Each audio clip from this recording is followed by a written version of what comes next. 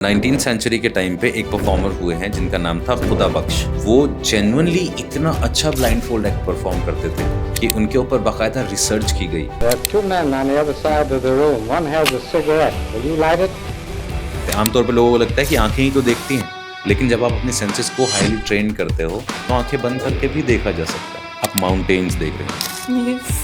क्या है page number 218. Oh my God.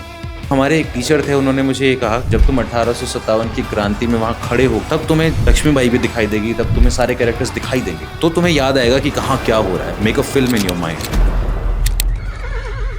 Mind को स्थिर क्यों करना है आपने? थॉट्स बहुत ज़्यादा आते हैं, फिर इधर की बात है उधर की बात है। मेडिटेशन आपको ये कभी भी नहीं कहता है कि आपके दिमाग में थॉट। जो आजकल की जनरेशन है वो ऑल द टाइम फ़ोन चलाती रहती है, स्क्रीन देखते रहते हैं, खाना खाते वक्त भी ऑलमोस्ट ऑल द टाइम। तो एक टाइप का ये भी हिप्नोसिस। स्क्रीन जो है वो आपके दिमाग को एक साथ बहुत सारा डेटा भेज रही है, और बहुत सारे डेटा भेजने की वजह से हर 10 सेकंड में कुछ नया आपके दिमाग में इन्फॉर्मेशन आ रही है। तो आपके दिमाग को इन्फॉर्मेशन मिल रही है और दिमाग चाहता है क्योंकि ये मेरे होस्ट से मुझे मिल रही है तो ये इंपॉर्टेंट इन्फॉर्मेशन है, तो आप इतनी देर में स्क्रॉल कर देते हो।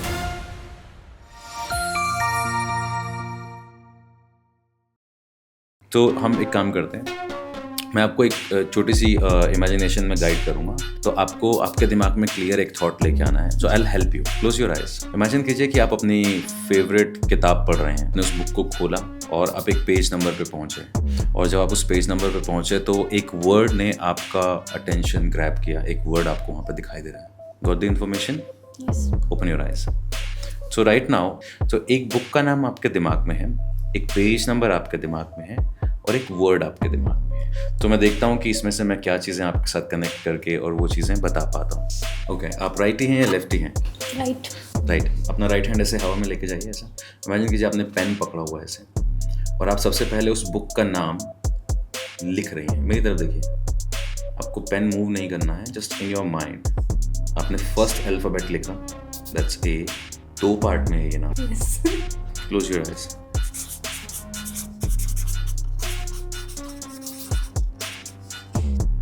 बुक का नाम क्या है?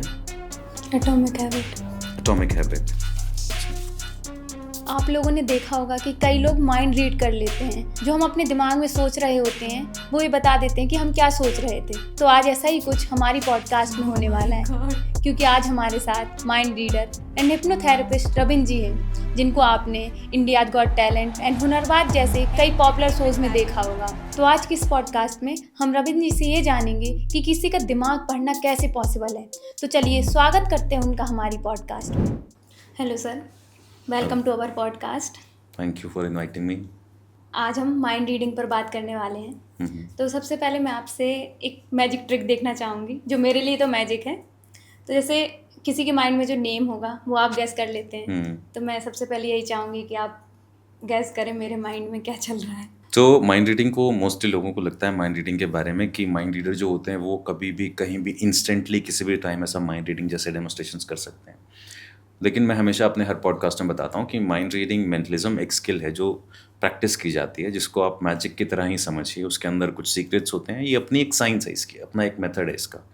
तो हम एक काम करते हैं, मैं आपको एक छोटी सी इमेजिनेशन में गाइड करूँगा।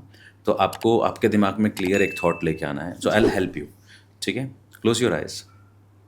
इमेजिन कीजिए कि आप अपनी फेवरेट किताब पढ़ रहे हैं, और वो जो आपकी फेवरेट बुक है, आपने उस बुक को खोला और आप एक पेज नंबर पे पहुँचे, और जब आप उस पेज नंबर पे पहुँचे तो एक वर्ड ने आपका अटेंशन ग्रैब किया। एक वर्ड आपको वहाँ पे दिखाई दे रहा है।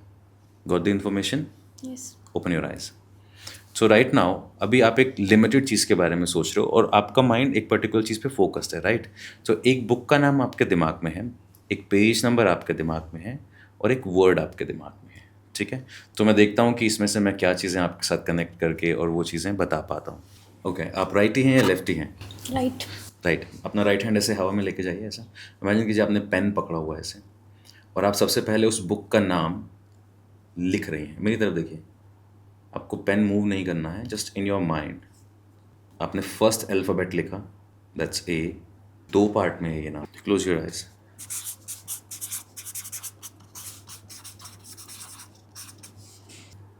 बुक का नाम क्या है? Atomic habit. Atomic habit. अच्छा, आपने जो पेज नंबर खोला है उसके बारे में सोचिए ज़रा. Give me your hand. एक बार काउंटिंग बोलिए 0 से लेके 9 तक. बोलिए, से इट आउट लाउड. 1 2 3 4 5 6 7 8 9. ओके, मैंने आपको 0 से 9 बोला था, आपने 0 एलिमिनेट कर दिया. इसका मतलब आपके पेज नंबर पे 0 तो है नहीं. ओके, मुझे जो डिजिट्स फील हुए मैं वो यहाँ पे लिखता हूँ. क्या है page number? 218. 218. Oh my God. एक वर्ड है आपके दिमाग में, राइट? तो आपने अपनी फेवरेट बुक अपने माइंड में इमेजिन किया, आपने उस बुक को कहीं से भी खोला, आपने एक पेज नंबर चूज़ किया. पेज नंबर चूज़ करने के बाद आप वहाँ बहुत सारे वर्ड्स हो सकते हैं, लेकिन आपने एक पर्टिकुलर वर्ड अपने माइंड में रखा हुआ है इस वक्त, और वो वर्ड आपके दिमाग में है, right? What is the word? Satisfying. Satisfying. I wrote satisfied. Almost same. Almost same, right? So this is how you guess ideas. This is how you reach to what they are thinking of. Not exactly, but sometimes ऐसा भी हो सकता है. Satisfying and satisfied. तो क्या जैसे आपने मेरे तरफ देख रहे थे हाँ. और टाइम, तो किसी इंसान का सामने होना ज़रूरी है माइंड रीडिंग के लिए? ओके, तो मेंटलिज्म के लिए हाँ, इंसान के सामने होना ज़रूरी है, बट बहुत सारी ऐसे इस तरीके की ट्रिक्स होती हैं जिसमें हम लोग वीडियो कॉल के थ्रू भी कर सकते हैं. बहुत सारे इस तरीके के डेमोन्स्ट्रेशंस होते हैं. जैसे हम लोग वेबिनार्स करते हैं, वर्चुअल शोज़ करते हैं, तो उसमें ऐसे ही होता है. ज़रूरी नहीं है कि आपका यहाँ मेरे सामने होना ज़रूरी है. अलग अलग तरीके हैं, लेकिन हाँ, ऐसे भी किया जा सकता है. बट अगर सामने होता है तो एक्सपीरियंस थोड़ा अलग होता है. ये अपने हाथ में रखिए, ये पेन पकड़िए. Think about your favourite person. वो आपका फैमिली मेम्बर हो सकता है, फ्रेंड हो सकता है, चाइल्डहुड फ्रेंड हो सकता है, ब्रदर, सिस्टर, सिबलिंग, पेरेंट, कोई भी हो सकता है. So think about your favourite person. है कोई नाम आपके दिमाग में? और वो नाम वहाँ लिख दीजिए. वहाँ एक मैंने ऐसा टीवी स्क्रीन जैसा बनाया हुआ है. वो इसीलिए बिकॉज ऐसा इमेजिन करना है आपको कि एक बोर्ड है, राइटिंग सरफेस है जिस पे आप वो नाम लिख रहे हैं. So write down that name. Name लिखना है, कनेक्शन नहीं ना? कनेक्शन भी लिख सकते हैं अगर लिखना है तो. वो हमें सिर्फ समझने में आसानी होगी. That's it. Got it? वो पेपर निकाल लीजिए, अपने पास रखिए उसको आराम से. रख दीजिए, ये पैड को उल्टा करके रख दीजिए यहाँ पे आराम से. यस. ओके, सबसे पहले उस पर्सन की इमेज अपने दिमाग में लाइए. और इस बार मैंने आपको लिखने के लिए इसलिए कहा है क्योंकि आपका दिमाग बहुत स्कैटर्ड होता है. आप एक साथ 3-4 चीज़ें सोचते हैं, फिर आप कंफ्यूज होती है इसमें से कौन सा सोचना है, कौन सा नहीं सोचना है. And think about your relationship with that favourite person. मेरी तरफ देखिए, एंड ये उस पर्सन का नाम है. ठीक है. Now the moment of truth. किसके बारे में सोच रहे हैं आप? मेरी मम्मी. आपकी मम्मी. क्या नाम है उनका? कुसुम. कुसुम. चेक कीजिए मैंने क्या लिखा है. पहले मैं वो पर्ची दिखा देती हूँ जो मैंने लिखा है, ठीक है. फिर मैं आपकी पर्ची बोलती हूँ. यस, दैट्स कुसुम. ठीक है. तो अब आपके दिमाग के ऊपर मैंने काबू कर लिया है. अब मैं जैसे चाहूँगा आपके दिमाग को वैसे चला सकता हूँ. आपको यकीन है इस बात पे?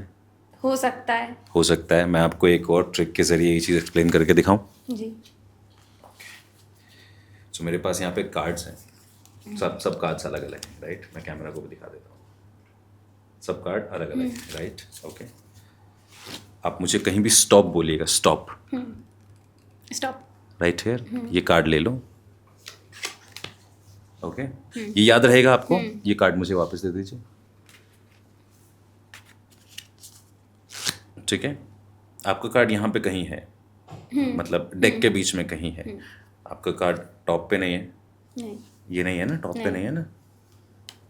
आपका कार्ड बॉटम पे भी नहीं है, नहीं. राइट? आपका कार्ड बीच में कहीं है, राइट? अब मैं एक स्किल्ड परफॉर्मर होने के नाते 2 चीज़ें कर रहा हूँ यहाँ पे. पहला, मैं कार्ड को किसी ऐसी लोकेशन पे पहुँचाऊँगा जो मुझे पता है. न सिर्फ लोकेशन, मैं एग्जैक्ट नंबर पे भी पहुँचाऊँगा. फिर मैं आपके माइंड में वो नंबर प्लांट करूँगा. Can you believe this? नहीं, मैं कार्ड शफल कर देता हूँ. और ये जो मैं शफल कर रहा हूँ, ये आपको दिखने में लग रहा है कि मैं रैंडम शफल कर रहा हूँ, बट नहीं, मैं अपने हाथ से कार्ड को कंट्रोल कर रहा हूँ. और मैं कार्ड को कंट्रोल करते करते एक ऐसी सिचुएशन में लेके जा रहा हूँ जहाँ पे मुझे पता है कि कार्ड कौन से नंबर पे है. आपको लग रहा है ऐसा हो सकता है? कंट्रोल करना तो हो सकता है. ओके. सो नाउ, तो इस वक्त कार्ड किसी एक पर्टिकुलर नंबर पे है जो मुझे पता है कहाँ है. मेरी तरफ देखिए. इमेजिन कीजिए कि मैं आपको एक नंबर बिटवीन 1 and 52 एक नंबर बोल रहा हूँ आपके दिमाग में, और जैसे ही मैं 1 2 3 कहूँगा, आपके दिमाग में जो पहला नंबर आए आपको बोल देना है, 1 से लेके 50 के बीच में। बोलिए। 44। 44। पहला पॉइंट तो ये कि मुझे नहीं पता आपका कार्ड क्या है। दूसरा ये कि मैं उसको कंट्रोल करके, मिक्स करके, शफल करके पूरी तरह से इधर उधर कर चुका हूँ। मैंने उसको 44 नंबर पे प्लेस किया। क्या ऐसा हो सकता है? नहीं। और फिर ये उससे भी नेक्स्ट लेवल ये कि मैंने आपके दिमाग में नंबर 44 डाला। क्या ये हो सकता है? नहीं हो सकता है, राइट? दिखाऊं मैं आपको? ओके, एक चीज़ और, मैं कार्ड को ऐसे सामने रखूं या पॉकेट में डाल के 44 काउंट करें 1 by 1? देखिए, 44 के बाद भी आपके पास ऑप्शन है, आप नंबर चेंज करना चाहते हो कर सकते हो। 44 थोड़ा लेंदी हो जाएगा, बस 44 तक गिननी पड़ेगी हमें, ठीक है? तो फिर आपको दोबारा से सफल नहीं करना? क्या पता ये भी मेरा मूव हो। ठीक है, 1 से 20 के बीच में सोच लेते हैं। नंबर बोलिए। 17। हैप्पी? आप चेंज करना चाहती हैं? ऐसा तो नहीं मैंने ज़बरदस्ती आपको 44 से 17 पे पुश कर दिया, फिर बाद में आप 44 वाला ही निकालिए। सी कितना आसान होता है इंसान को अपने ही डिसीजन पे मैनिपुलेट करना, राइट? मैं कार्ड्स को शफल नहीं कर रहा हूँ, कट नहीं, कुछ नहीं कर रहा हूँ। कितना आसान होता है इंसान को उसके डिसीजन पे मैनिपुलेट करना। तो 44 या 17? 44। श्योर? यस। ठीक है भाई, 44 काउंट कर देंगे हम। या 17? फिर सोच लीजिए, आपके पास मौका है ट्रिक खराब करने का। नहीं, काउंट कीजिए, काउंट कीजिए। 1। 18। पहले तो 17 पे जाते हैं। ये आपका कार्ड था? नहीं था। 18 हो गए कार्ड। वही कार्ड है जो मेरे पास आया था। क्या कार्ड था आपके पास? 4, हार्ट वाला। और जो मैजिक शोज होते हैं उसमें भी वो लोग मैजिक नहीं, ये चीज़ें होती हैं। हाँ, मैजिक शो ये स्किल ही है। मैजिक शो देखिए, जैसे डांस, क्या डांस एक आर्ट फॉर्म है, राइट? आपको एक फाइनल जो इमोशन मिलता है उस सीन को देख के, जैसे मान लो आप एक स्टेज शो देखने गए, आपने देखा 10 डांसर एक साथ डांस कर रहे हैं, तो क्या चीज़ आपको सबसे अट्रैक्ट करती है? क्यों अट्रैक्ट होते हो आप अट्रैक्ट होते हो उस एक्ट की फील की तरफ। अगर आप ध्यान से देखोगे तो 10 लोग खड़े हैं, वो सिर्फ अपने हाथ पैर ही तो हिला रहे हैं म्यूज़िक के हिसाब से, लेकिन वो म्यूज़िक के हिसाब से उनकी बॉडी का मूव करना, वो सिंक में जाना, फिर उसके बाद कुछ ऐसी चीज़ें करना जो हम लोगों के लिए पॉसिबल नहीं है, ये हमें हैरान करता है। सेम ऐसा ही मैजिक के साथ है। आपको जब तक उसके सीक्रेट्स नहीं पता होते तो आपके अंदर जो फील आती है, आप उस फील की वजह से मैजिक शो देखते हो। अब वो किया कैसे जा रहा है, उसके पीछे क्या मैकेनिज्म काम कर रहा है, क्या ट्रिक काम कर रही है, वो सब अगर आप ना जाने तो आपके लिए यही मज़ेदार चीज़ है। ऑडियंस अगर मैजिक शो, सिर्फ एक मैजिक शो एक ऐसी आर्ट फॉर्म है जहाँ पे ऑडियंस पैसा दे के अपने आप को एंटरटेन करने के बजाय अपना एंटरटेनमेंट ख़राब करते हैं ज़्यादातर लोग।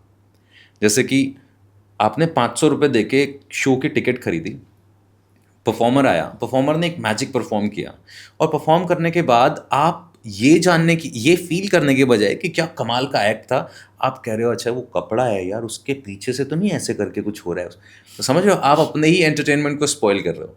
तो मैजिक आर्ट फॉर्म है, वो भी ऐसे ही होती है, उसमें भी ट्रिक्स होती हैं, सीक्रेट्स होते हैं।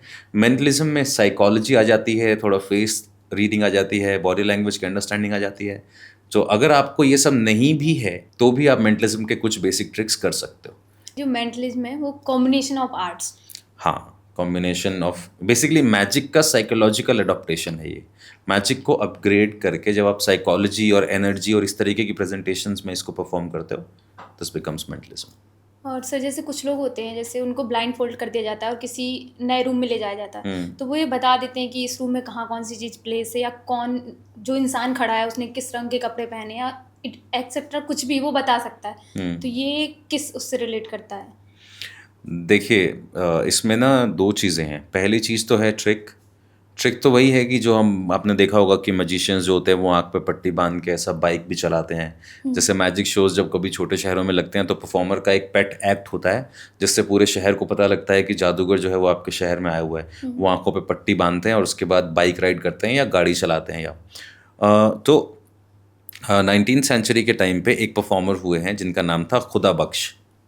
खुदा बख्श जो है उनके बारे में कहा जाता है कि वो जेन्युइनली इतना अच्छा ब्लाइंड फोल्ड एक्ट परफॉर्म करते थे कि उनके ऊपर बाकायदा रिसर्च की गई। कैसे? उनको, वो सीधा साइंटिस्ट के पास पहुंचते हैं और कहते हैं कि मैं ये परफॉर्म करता हूँ, मैं आंखें बंद करके देख सकता हूँ। तो साइंटिस्ट क्या करते थे, उनकी आंखों पे पहले आटा रख दिया, फिर पट्टी बांध दी, फिर कॉटन रख दिया, फिर और पट्टी बांध दी, एल्यूमिनियम फॉयल रख दिया, सिल्वर पेपर रख दिया, बहुत सारी चीज़ें कर, बहुत सारी लेयर, और फिर पूरा मुंह कवर कर दिया। और उसके बाद भी जब वो उनसे वो डेमोन्स्ट्रेशन कराए गए कि किसी के हाथ में क्या है, कितनी उंगलियां हैं, किताब में क्या लिखा हुआ है, he was able to perform everything. तो अब जब हमारा माइंड हायर लेवल पे चला जाता है, तो एक तरीका है ट्रिक्स जो परफॉर्मर्स करते हैं, हम लोग करते हैं, मैजिशियंस करते हैं या करते हैं। एक तरीका है जो मेडिटेशन और ध्यान के थ्रू आप अटेन करते हो। जब आप हायर लेवल पे चले जाते हो, जब आप अपनी बॉडी से बाहर के एक्सपीरियंसेस करने लगते हो, तो आपको वहाँ का आसपास का एनवायरनमेंट फील होने लगता है। जैसे ज़रूरी नहीं आपके घर में अगर लाइट चली जाए तो आपको आपके घर की सारी चीज़ें पता है, Yes. वो तो हो गई मसल मेमोरी। लेकिन आप किसी अनजान जगह पे भी हैं और लाइट चले गई, तो भी आपका माइंड थोड़ी इन्फॉर्मेशन परसीव कर लेता है कि दीवार लगभग यहाँ होगी। अंधेरा होने के बाद भी आपका माइंड थोड़ी इन्फॉर्मेशन परसीव कर लेता है कि यहाँ कुछ तो ऐसा पैर को तो नहीं लग रहा है। तो ये हो गया सर्वाइवल। लेकिन जब आप मेडिटेशन करते हो, जब आप हायर लेवल पे जाते हो, आप अपनी बॉडी की लिमिटेशन से बाहर निकलते हो, तो आप चीज़ों को स्पिरिचुअल प्लेन से देख पाते हो, स्पिरिचुअल लेवल पे जाके देख पाते हो। तो दोनों एस्पेक्ट हैं जिसको आमतौर पे हमारे वेदों में हमारे ऋषि मुनियों ने दिव्य दृष्टि कहा है। एक वो तरीका है, एक है परफॉर्मर्स का तरीका। साधना के बाद आ जाता है, मेडिटेशन के बाद, या गॉड गिफ्टेड कोई थिंग होती है? दोनों हैं। देखिए, गॉड गिफ्टेड तो सब कुछ है इस दुनिया में। Your life is God gift. हम सब जो कुछ भी कर रहे हैं वो सब गॉड गिफ्ट है। हम उसकी दी हुई चीज़ों को किस तरीके से खराब करते हैं, ये हमारा रिटर्न गिफ्ट है गॉड को। राइट, गॉड ने लाइफ दी, किसी ने बर्बाद कर ली। गॉड ने पैसा दिया, किसी ने उसको मिसयूज़ करके ख़त्म कर दिया। ये बाकी दुनिया में सब कुछ दिया हुआ तो भगवान का ही है। तो ये रही बात ये कि दिव्य दृष्टि या दृष्टि, ये तो है तो सब कुछ गॉड गिफ्ट। मेडिटेशन से आप अपनी सेंसेस को शार्प करते हो। मेडिटेशन से आप अपने आप के साथ इतने डीपर लेवल पे कनेक्ट होते हो कि आप अपनी सेंसेस को शार्प करते हो। जैसे मैं आपको एक एक्सपेरिमेंट कराता हूँ। हम अपनी सेंसेस को कभी भी एक्सप्लोर ही नहीं करते। ये ऑडियंस के लिए भी है, जो लोग घर पे बैठ के देखना चाहते हैं वो इसको कर सकते हैं एक्सपेरिमेंट को। ठीक है, अपने हाथों को ऐसे रब कीजिए, रब करते रहिए, और अभी मेरी तरफ देखिए आपको क्या करना है। अभी मैं आपको थोड़ी देर में बताऊंगा, रुकने के बाद आप अपने लेफ्ट हैंड को ऐसे सामने लाएंगे और राइट हैंड की फर्स्ट फिंगर को लगभग इतना आधा 1 इंच दूर रखेंगे और ऐसे हवा में एक सर्कल ड्रॉ करेंगे। स्लो, बिल्कुल अलर्ट होके, अवेयर होके अपनी पूरी कॉन्शियसनेस को यहाँ रखना है। स्टॉप, लेफ्ट हैंड को ऐसे रखिए और राइट हैंड से फिंगर पॉइंट कीजिए। हाथ को टच नहीं करना है, लगभग 1 इंच दूर रखना है, एंड स्लोली एक सर्कल बनाना शुरू कीजिए हवा में। और आपको आपकी हथेली पे एक सेंसेशन फील होगी, जैसे कि आपकी उंगली आपकी हथेली को टच कर रही है। Yes. सर्कल फील हो रहा है? जब सर्कल फील होने लगे तो ट्रायंगल बना के देखिए हवा में। राइट, अभी आज से पहले कभी आपने एक्सपीरियंस किया है कि आपकी बॉडी के ऊपर आपका ऑरा कैसा फील होता हो? अभी हमने इसको इंस्टेंटली एकदम से बॉडी को चार्ज किया और हमने उसको फील करके देखा। अब ये क्या है? ये जो यहाँ आप देख रहे हो, ये आपकी सेंसेस का एक्सटेंशन है। जब तक हाथ से हाथ या हाथ किसी चीज़ को छूता नहीं है, हमें लगता है हम उसके टच को महसूस नहीं कर सकते। लेकिन आप यहाँ से भी चीज़ों को महसूस कर सकते हैं अगर आपने अपनी सेंसेस को हाईली ट्रेन किया है तो ये सारा गेम यही है कि हमें लगता है आप अपनी आँखों को बंद करने के बाद नहीं देख सकते। आमतौर पर लोगों को लगता है कि आँखें ही तो देखती हैं, लेकिन जब आप अपनी सेंसेस को हाईली ट्रेन करते हो तो आंखें बंद करके भी देखा जा सकता है, दूर बैठ के भी आवाज़ सुनी जा सकती है। ये वो चीज़ें हैं जिनको मिस्टिक साइंस में टेलीपैथी या क्लेयरवॉयंस या क्या बोलते हैं, टेलीकिनेसिस कहा जाता है। ये वो चीज़ें हैं। लेकिन मैं पर्सनली ये कहता हूँ, दोनों बातें हमेशा रखता हूँ मैं। मेरा शो कॉम्बिनेशन है, मेरी जितनी भी बातें होंगी उसमें आपको कॉम्बिनेशन मिलेगा दोनों चीज़ों का। मैं साइंटिफिक तरीके से भी इस चीज़ को पढ़ता हूँ, इसलिए मैं ये नहीं कहता हूँ कि ऐसी चीज़ें एग्जिस्ट नहीं करती हैं। करती हैं, करती होंगी, लोग प्रैक्टिस करते हैं। जब रेफरेंसेस दिए गए हैं तो रीज़न होगा। साथ ही साथ आप मैजिक की तरह भी इन चीज़ों को परफॉर्म कर सकते हो। तो दोनों चीज़ें। तो जैसे आप किसी को देखकर ये बता सकते हैं कि ये इंसान झूठ बोल रहा है या सच बोल रहा है? इसके लिए आपको कोई ज़्यादा साइंस सीखने की ज़रूरत नहीं है। आपको लाइफ में थोड़ा सा एक्सपर्ट होना पड़ता है। आप जब किसी के साथ इमोशनली कनेक्ट होना सीख जाओगे, तब आप सीख जाओगे कि इंसान दुख में है, सुख में है, सच बोल रहा है, झूठ बोल रहा है। इसके लिए आपको किसी और को पढ़ने की ज़रूरत नहीं है, आपको अपने आप को पढ़ने की ज़रूरत है। मैं जब स्कूल टाइम में था तो अक्सर मैं ये सोचता था कि चीज़ों को याद कैसे किया जाए। क्योंकि याद करने में बहुत सारी इन्फॉर्मेशन होती है ना, जैसे स्पेसिफिकली हिस्ट्री में बहुत सारी इन्फॉर्मेशन होती है। तो हमारे एक टीचर थे, उन्होंने मुझे ये कहा, हम सबको कहा कि जब तुम इन कैरेक्टर्स को विजुअलाइज करोगे ना, सिर्फ किताब में पढ़े हुए नहीं, जब तुम इस कैरेक्टर को विजुअलाइज करोगे, जब तुम 1857 की क्रांति में वहाँ खड़े होगे, रेवोल्यूशन में खड़े होगे, तब तुम्हें लक्ष्मीबाई भी दिखाई देगी, तब तुम्हें सारे कैरेक्टर्स दिखाई देंगे, तो तुम्हें याद आएगा कि कहाँ क्या हो रहा है। Make a film in your mind. वो याद कराने की एक टेक्निक थी, उन्होंने हमें ये सिखाया। लेकिन वो टेक्निक मुझे लाइफ में आज तक काम आती है।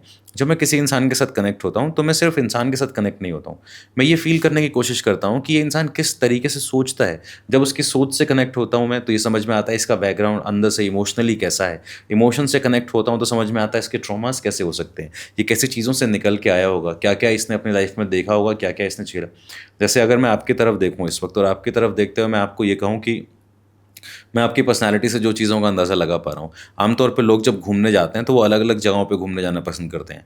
किसी को पसंद आता है बहुत सारी लाइटें, कोई बोलेगा मुझे पार्टी करना है, मुझे मुंबई जाना है, मुझे लास वेगस जाना है, कोई बोलेगा मुझे जो है टूरिस्ट प्लेस पे जाना है, जैसे मुझे ताजमहल देखना है। बट अगर मैं आपकी तरफ देख रहा हूँ और जितना मैं आपसे बात करके अंदाज़ा लगा पा रहा हूँ, तो आप स्पिरिचुअल चीज़ों को एक्सप्लोर करने में ज़्यादा यकीन रखने वाले इंसान हैं। और जिस तरीके से आप अपने आप को प्रेजेंट कर रही हैं, उससे मुझे समझ में आता है कि आप अपने आप को अंदर से कितना शांत रखना चाहती हैं, या कैसी चीज़ों से आप कि आप प्रैक्टिस करती हैं। तो आप जैसे इंसान, अगर मैं बोलूं कि किसी जगह पे जाना चाहेगा, तो अगर मैं गलत नहीं हूं तो आप रिलीजियस प्लेस पे जाना ज़्यादा पसंद करेंगे। सो इमेजिन कीजिए आप किसी टूरिस्ट प्लेस पे हैं, आपका फेवरेट कोई भी एक प्लेस है, ठीक है, और वहाँ आप स्पेसिफिकली कुछ चीज़ें देख रही हैं। जैसे आगरा में है तो इंसान ताजमहल देखता है, इंसान अगर गोवा में है या मुंबई में है तो बीचेस पे जाता है। बट मैं आपको देख के ये बता सकता हूँ कि जब आपको मैंने कहा इमेजिन कीजिए आप कहीं पे हैं, तो आप माउंटेन्स देख रही हैं, यस राइट। और जब आप माउंटेन्स देख रही हैं तो थोड़ी ग्रीन है, एक नदी की आवाज़ भी है, यस एंड बहुत सारे लोग हैं, बहुत सारे लोग हैं। ऋषिकेश, आपका जो लाइफस्टाइल है, आपकी जो एज है, अब अगर इस एज में, इस लाइफस्टाइल में, इस माहौल में रहने वाली लड़की ये कह रही है कि मुझे ऋषिकेश, मुझे नदी की आवाज़, मुझे पहाड़ पसंद आ रहे हैं, या मैं ऐसी जगहों पे जाना चाहती हूँ, तो इससे मुझे कितनी सारी चीज़ें पता लग रही हैं आपके बैकग्राउंड के बारे में, आपकी पर्सनालिटी के बारे में, आपके थॉट प्रोसेस के बारे में। आप वो नहीं हैं जो ये आप ये भी सोच सकती थी कि मुझे तो गुड़गांव की पार्टीज़ में जाना है, अब ये भी सोच सकती थी मुझे लास वेगस जाना है, मुझे अब इससे आपके एम्बिशंस समझ में आ रहे हैं। मुझे समझ में आ रहा है कि आपकी लाइफ के जो एम्बिशंस हैं वो भी बहुत ऐसे नहीं होंगे कि मुझे एक बड़ा सा जेट खरीदना है। अगर होंगे भी तो ऐसे होंगे कि मैं जेट खरीदूं बट मेरे पेरेंट्स पहले उसमें बैठे हैं, एग्जैक्टली राइट। तो दिस इज़ हाउ इंसान के साथ जब हम कनेक्ट होते हैं तो हम बहुत कुछ जान पाते हैं। और ये सब शुरू कहाँ से होता है? अपने आप के साथ कनेक्ट होने से।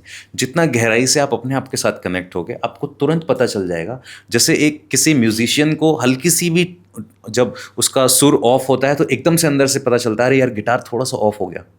ऐसे जब आप अपने आप को फाइन ट्यून कर लेते हो यूनिवर्स के साथ, यूनिवर्सल नेचर के साथ, तो आप दूसरों के साथ अपने आप कनेक्ट होना शुरू कर देते हो। और ये कोई रॉकेट साइंस नहीं है। आपने अपने घर में नहीं देखा है कि एक माँ अपने बच्चे से कैसे कनेक्ट होती है? माँ कौन सा बैठ के उसके लिए मंत्र जाप करती है, भगवान मेरे बच्चे के साथ मेरे को कनेक्ट कर दो? नहीं ना, वो आप और आपकी माँ एक दूसरे से कनेक्टेड हैं क्योंकि आप उनका अंश हो। आप और आपके पिता एक दूसरे से कनेक्टेड हैं क्योंकि आप उनका अंश हो। तो इसीलिए आप कहीं भी हो और आपके साथ कुछ भी ऐसा हो तो आपको उनको तुरंत फील हो जाता है। और वो कहीं भी हो और उनके साथ कुछ ऐसा हो तो आपको तुरंत फील हो जाता है, राइट। तो ये सब क्या है? ये है कनेक्शन। और ये कैसे बिल्ड होता है? जितना आप खुद के साथ बेटर कम्युनिकेशन करना सीखेंगे, अपने माइंड के साथ बेटर कम्युनिकेशन करना सीखेंगे, उतना ही आप यूनिवर्स के साथ कनेक्ट होंगे, उतना ही ज़्यादा आप यूनिवर्स के लिए, तो यूनिवर्स के अंडर में हर पार्ट से कनेक्ट होंगे। फिर चाहे वो ये पत्ता हो या ये माइक हो या आप। चाइल्ड और मदर का कनेक्शन, वो तो एक ब्लड रिलेशन है, या फिर उनके साथ हमेशा से रह रहे हैं। जैसे हम और आप अभी मिले, अराउंड हार्डली 15 मिनट हुआ होगा, तो इतने जल्दी किसी से इतना कनेक्ट हो पाना। हम सब इंसान हैं, हम सबके कोर इमोशंस क्या हैं? हम यही सब, हमारे कोर इमोशंस सबके सेम हैं। हमें क्या चाहिए?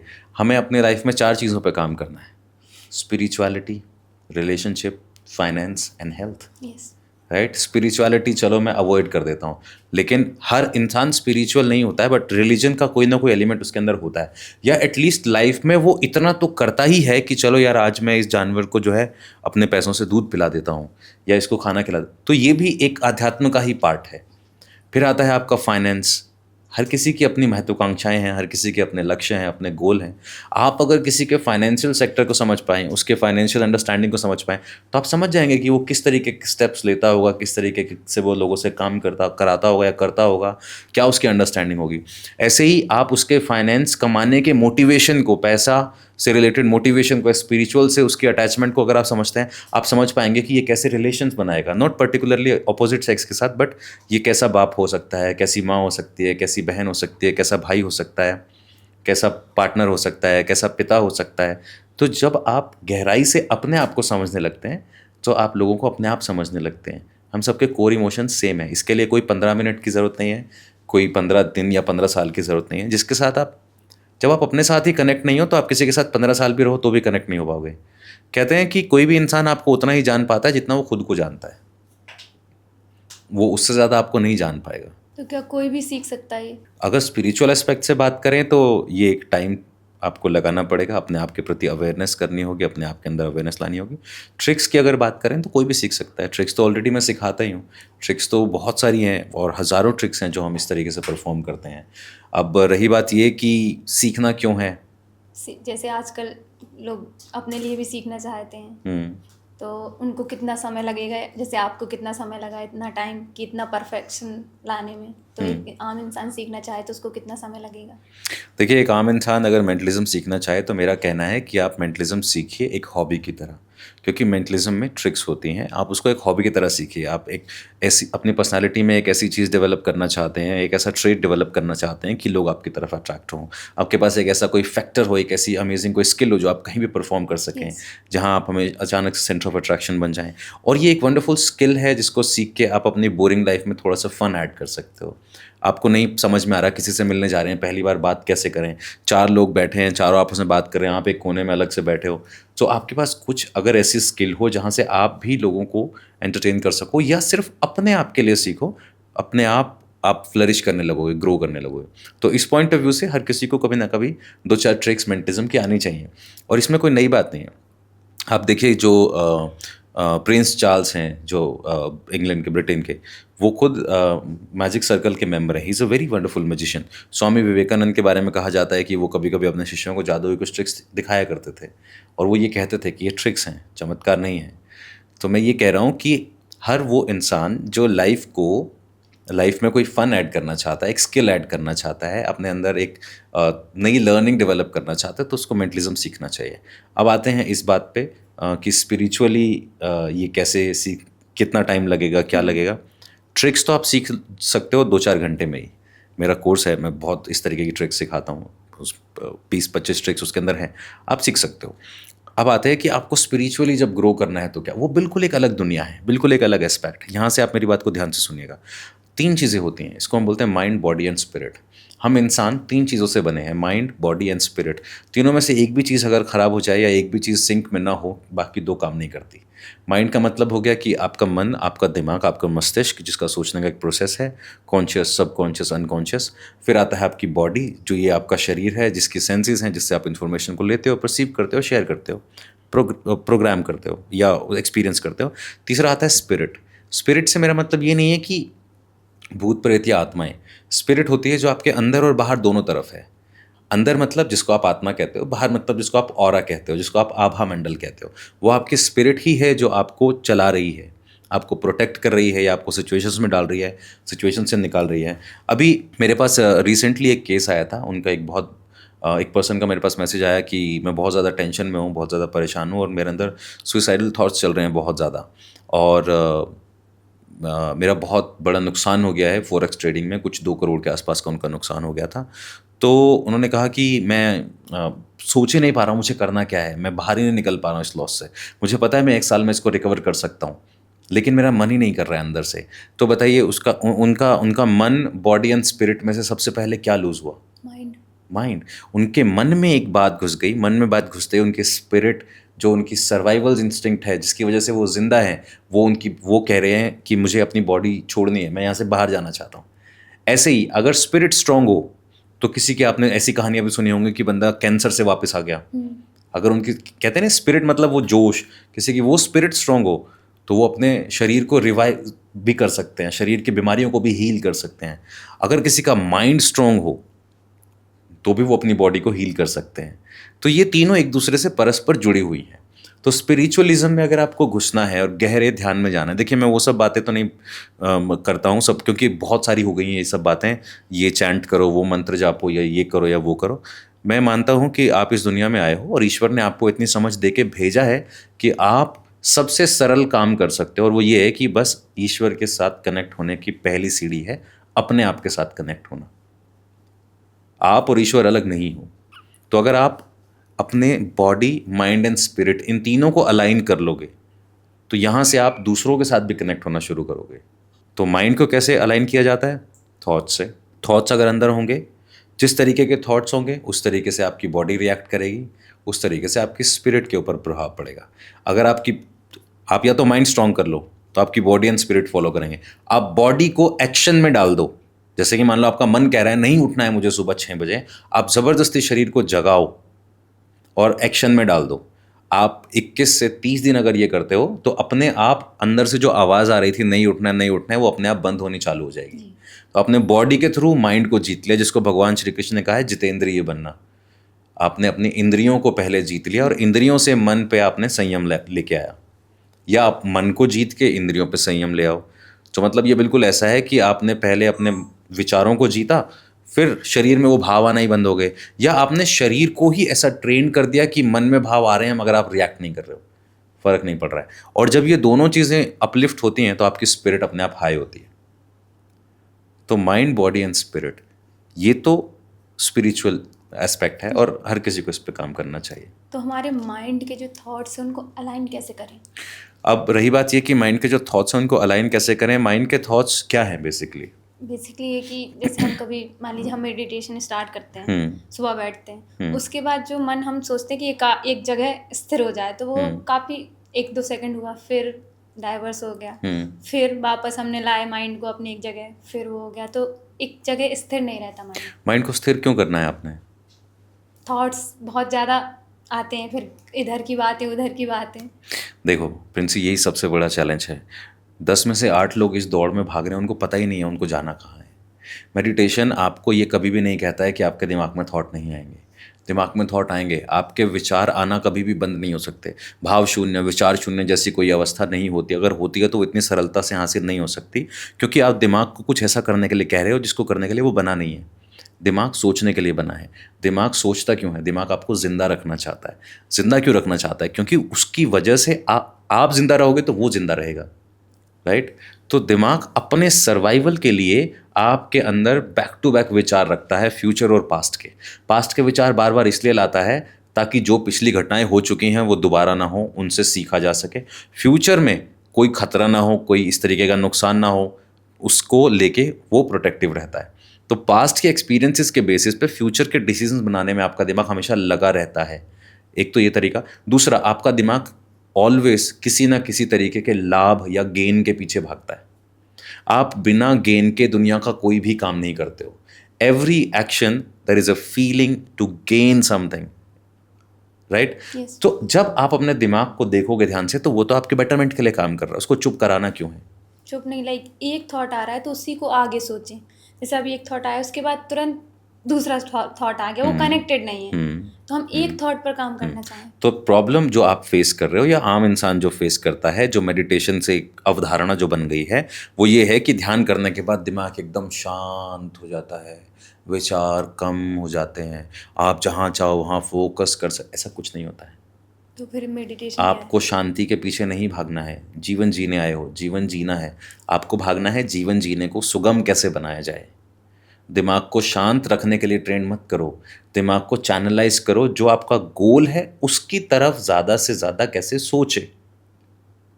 इसीलिए मैंने वर्ड यूज़ किया कि आप माइंड को अलाइन कैसे करते हो, आप थॉट्स को अलाइन कैसे करते हो। मान लीजिए आप एक फ़्लाइट लेते हैं और आपको वो फ्लाइट से जयपुर जाना है, जब तक पायलट सारे कोऑर्डिनेट्स के हिसाब से उसको अलाइन नहीं करेगा आप जयपुर नहीं पहुंचोगे, क्योंकि ऊपर तो खुला आसमान है, राइट? तो सिमिलरली आप अपने प्लेन के पायलट हो, आपको अपने दिमाग को अलाइन करना है, और दिमाग की भाषा क्या है? विचार, राइट? विचार आते किस फॉर्म में है? Thinking, thinking, visualisation, visualisation, images, yes, sensory experiences.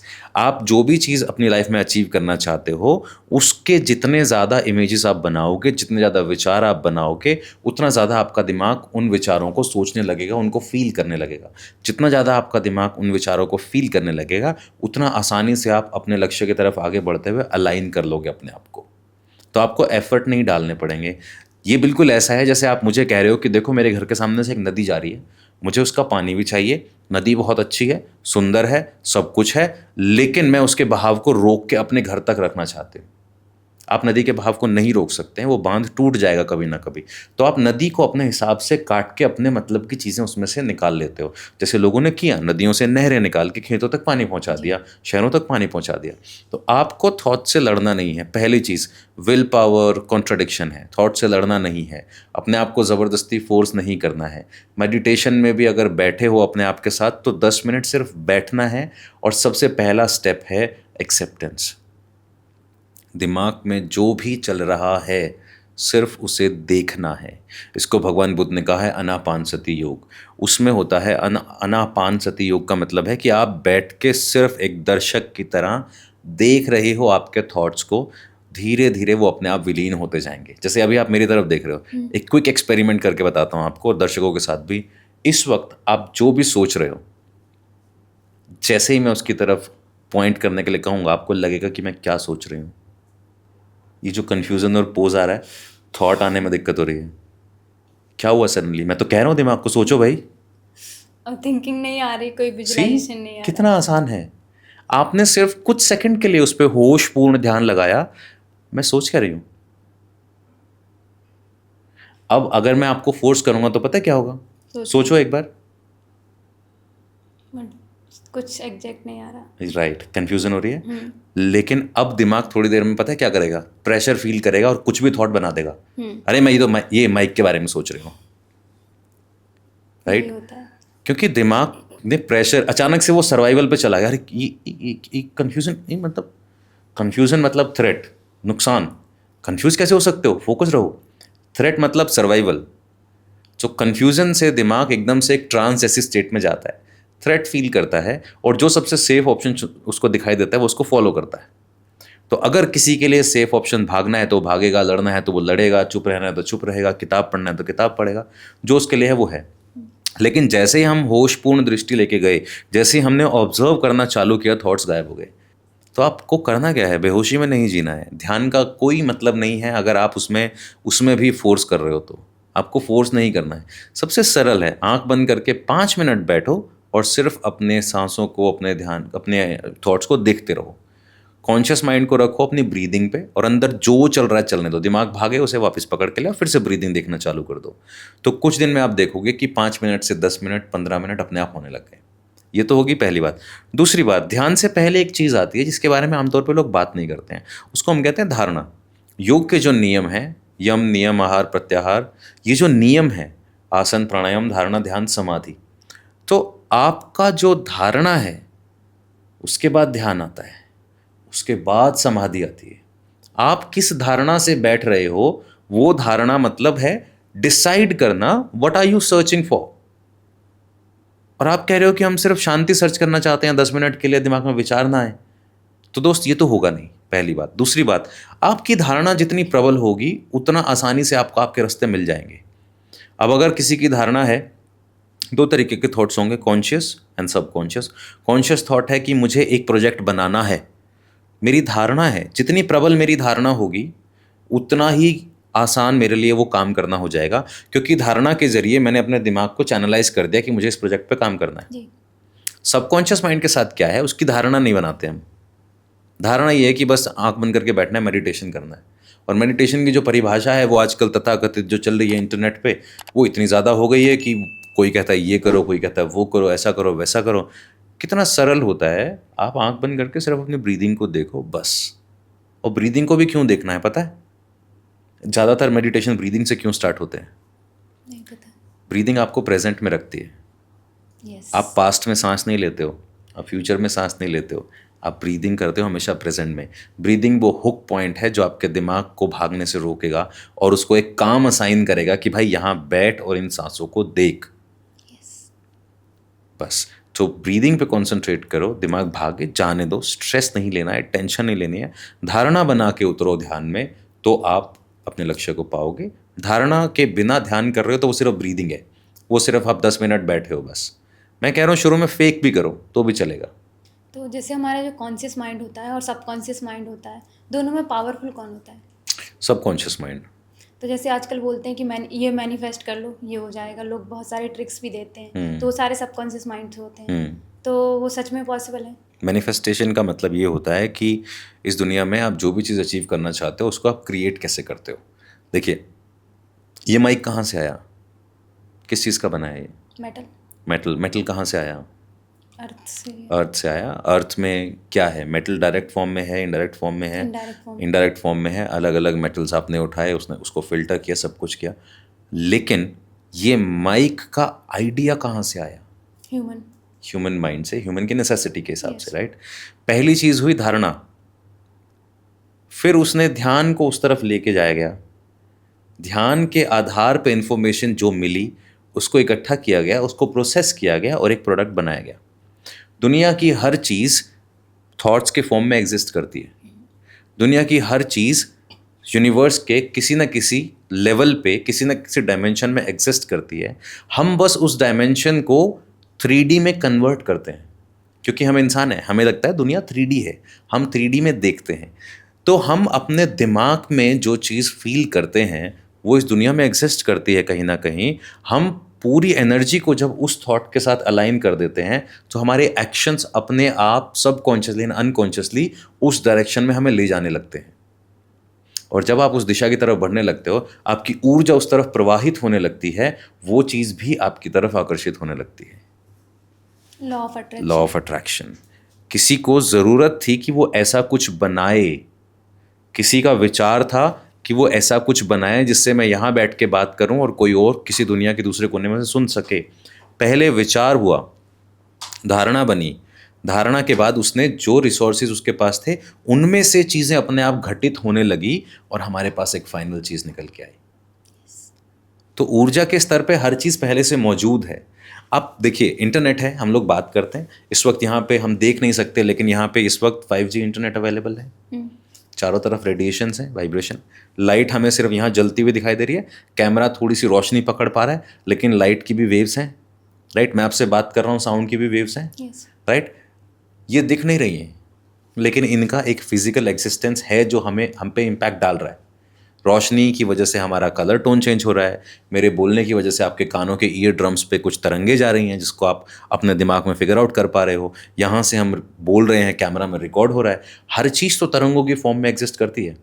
Everything is energy. मेरे कहने के बाद उन तरंगों को यूज़ करके मैं रिसोर्सेज इकट्ठा करके और एक फिजिकल रूप देता हूँ जिसको हम कहते हैं ये मैंने बना लिया। हम दुनिया की किसी भी डायमेंशन में मौजूद चीज़ों को कुछ भी करके 3D पे लाना चाहते हैं, और जब वो 3D में आ जाती है तो हमें लगता है ये मैंने अचीव कर लिया। एक्चुअली हम रियलिटी को बेंड कर रहे हैं, रियलिटी को अपने हिसाब का शेप दे रहे हैं। यूनिवर्स में हर चीज़ स्कैटर्ड है। तो लॉ ऑफ अट्रैक्शन, मैनिफेस्टेशन, ये तो बहुत नेचुरल प्रोसेस है भाई। एक बीज पेड़ कैसे बनता है? वो प्रकृति के साथ सबसे करीब से जाकर जुड़ जाता है और फिर प्रोसेस को होने देता है। लेकिन उस बीज के अंदर जो प्राण है, उस प्राण की सिर्फ एक ही धारणा है कि मुझे फलित होकर वृक्ष बनना है। वो हमारी तरह सोचता नहीं होगा, लेकिन प्राण ऊर्जा उसके अंदर भी है। इसीलिए जब एक पेड़ कटता है तो आसपास के पेड़ उसको अपनी जड़ों से पानी देते हैं, सहारा देते हैं। तो प्राण तो वहाँ भी है। दुनिया की हर चीज़ घटित होने के लिए इंतज़ार कर रही है। हम उस तक कब पहुँचेंगे ये डिपेंड करता है हमारी एनर्जी, हमारी धारणा, हमारे थॉट प्रोसेस पे। तो सर, जैसे मेंटलिज्म एक आर्ट है, तो उसके थ्रू हम फ्यूचर भी प्रेडिक्ट कर सकते हैं? नहीं, मैं तो ऐसा इस चीज़ को सपोर्ट नहीं करता हूँ, लेकिन हाँ, हम ऐसी बहुत सारी चीज़ें परफॉर्म करते हैं, लेकिन वो इल्यूजन्स होते हैं। फॉल्स। हाँ, फॉल्स इल्यूजन्स होते हैं, वो प्रेजेंटेशन के लिए ही होते हैं। अब लेकिन उन ट्रिक्स को यूज़ करके हम हीलिंग ज़रूर क्रिएट कर सकते हैं। उन ट्रिक्स को यूज़ करके हम किसी के अंदर ट्रांसफॉर्मेशन ला सकते हैं। जैसे मान लीजिए कि आप किसी भी चमत्कारी जगह पे जाते हैं और आप देखते हैं कि वहाँ बहुत भीड़ लगी हुई है, और आप देखते हैं कि आप मान लीजिए आपके पैर में दर्द है या कुछ है, और सडनली आप देखते हैं कि सामने जो है जो हीलर है, जो थेरेपिस्ट है, या जो भी डिवाइन पर्सन वहाँ पे है, वो जल का छींटा ऐसे मारता है, पानी का छींटा मारता है और शरीर का दर्द ठीक हो जाता है। अब अगर आप 4-5 घंटे वहाँ इंतज़ार करते हैं, 4-5 घंटे इंतज़ार करते करते आपका दिमाग एक इमेज बना लेता है कि ये भी ठीक हो गया, ये भी ठीक हो गया, ये भी ठीक हो गया, और जाते ही जैसे ही आपको वो पानी मिलेगा या पानी का छींटा आपके ऊपर लगेगा, तो सडनली आपका माइंड आपके अंदर एक एनर्जी क्रिएट करता है, क्योंकि आप पिछले 4 घंटे से माइंड को प्रोग्राम कर रहे हो। तो ये एक तरीके का प्लेसिबो इफेक्ट होता है। तो हम मेंटलिज्म को प्लेसिबो के लिए यूज़ कर सकते हैं। मेंटलिज्म के थ्रू हम इस तरीके के प्लेसिबो इफेक्ट्स क्रिएट कर सकते हैं, जिससे हम किसी के अंदर ट्रांसफॉर्मेशन ला सकते हैं। बिना मेडिकेशन के उसको सही भी कर सकते हैं। मतलब मैं कभी रेकमेंड नहीं करता हूँ कि बिना मेडिकेशन के होना चाहिए, लेकिन हाँ, अगर ऐसा है कि उसको कोई फिजिकल प्रॉब्लम नहीं है, या वो न्यूरोसिस या साइकोसिस जैसे केसेस से वो मान लो फेस कर रहा है, सिचुएशन ऐसी है उसके दिमाग में, तो मेडिकल असिस्टेंस के साथ साथ अगर हम इस तरीके की हिप्नोथेरेपी ट्रीटमेंट या कुछ सिंपल ट्रिक्स यूज़ करके, जैसे अक्सर मैं किसी के भूत वूत भगाता हूँ, तो हम लोग कई बार इस तरीके की ट्रिक्स यूज़ करते हैं, जिसमें स्पिरिट रिलीज़ करना, स्पिरिट रिलीजमेंट के बारे में बात करना, वो पूरा प्रोसेस फिर स्पिरिचुअलिज्म पे बेस्ड होता है। तो हम लोगों के स्पिरिट्स को रिलीज़ कर सकते हैं, इस तरीके से करते हैं। आपने जैसे अभी एक टर्म बोला हिप्नोथेरेपी, तो हिप्नोथेरेपी होती क्या है? तो हम हिप्नोसिस को यूज़ करते हैं थेरेपी के लिए। जैसे अभी हिप्नोसिस होता क्या है, हिप्नोसिस होता है, मैंने बताया आपको कॉन्शियस और सबकॉन्शियस माइंड है। हिप्नोथेरेपी के थ्रू हम अपने सबकॉन्शियस माइंड को बहुत सरलता से प्रोग्राम कर सकते हैं। भले ही आप NLP की बात करो, आप कोई भी हीलिंग मोडालिटी की बात करो, आप होपोनोपोनो के बारे में बोलो, पास्ट लाइफ रिग्रेशन थेरेपी के बारे में बोलो, ये सारी चीज़ें जो हैं, ये सारी की सारी जो अलग अलग मोडालिटीज़ हैं, ये हिप्नोथेरेपी से ही डिराइव हुई हैं। हिप्नोथेरेपी अम्ब्रेला टर्म है, उसमें से अलग अलग ब्रांचेस हैं। अब सबकॉन्शियस माइंड को एक्सेस करने के लिए आपको करना क्या होता है, आपको अपने दिमाग को रिलैक्स करना होता है और एक डीपर लेवल पे लेके जाना होता है। जब आप दिमाग को डीपर लेवल पे लेके जाते हो, तो वहाँ आपका फोकस बढ़ जाता है।